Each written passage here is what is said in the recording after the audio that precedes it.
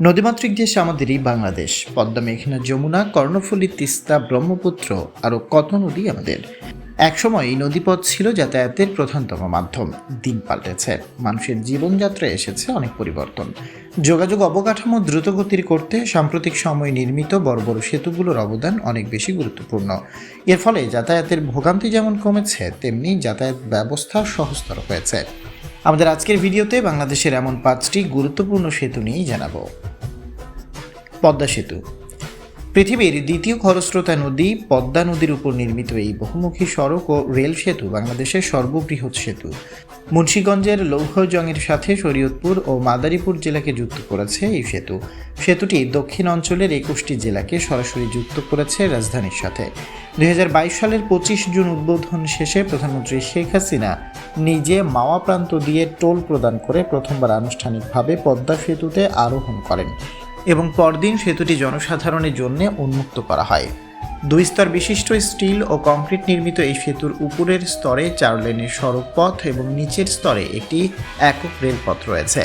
পদ্মা, ব্রহ্মপুত্র, মেঘনা নদীর অববাহিকায় 42টি পিলার ও 150 মিটার দৈর্ঘ্যের 41টি স্প্যানের মাধ্যমে মূল অবকাঠামো তৈরি করা হয়। সেতুটির দৈর্ঘ্য 6.15 কিলোমিটার এবং প্রস্থ 18.10 মিটার।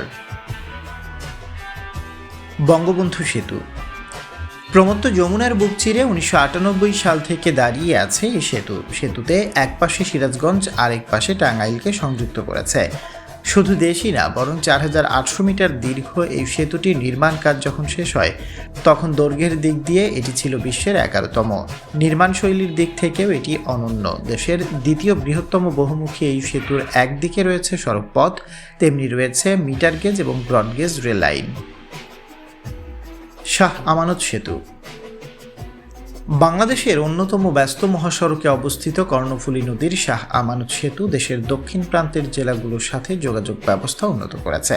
950 মিটার দীর্ঘ এবং 24.47 মিটার প্রশস্ত এই সেতুটি দেশের প্রথম বৃহৎ কোনো ক্যাবল সাপোর্টেড সেতু।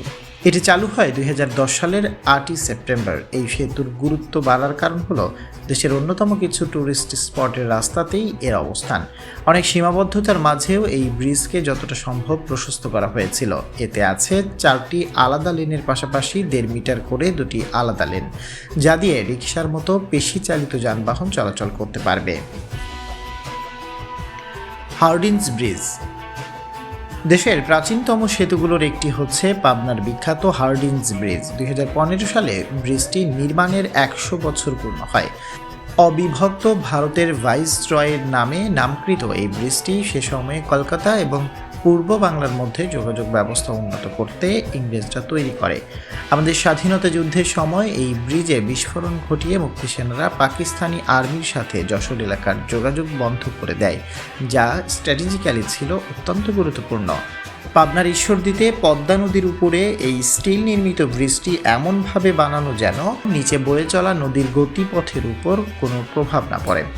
প্রায় 2 কিলোমিটার লম্বা এই ব্রিজটি হয়তো দেশের সবচেয়ে ব্যস্ত সেতুর একটি নয়, কিন্তু ঐতিহাসিক দিক বিবেচনায় দেশের গুরুত্বপূর্ণ সেতু নিয়ে করা যে কোনো তালিকায় এর নাম আসতেই হবে।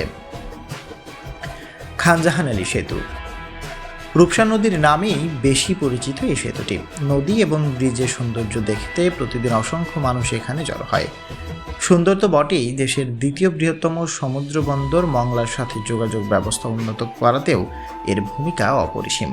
অর্থনৈতিক দিক দিয়েও 1.64 কিলোমিটার লম্বা এবং 16.48 মিটার চওড়া এই ব্রিজটি বেশ গুরুত্বপূর্ণ রয়েছে।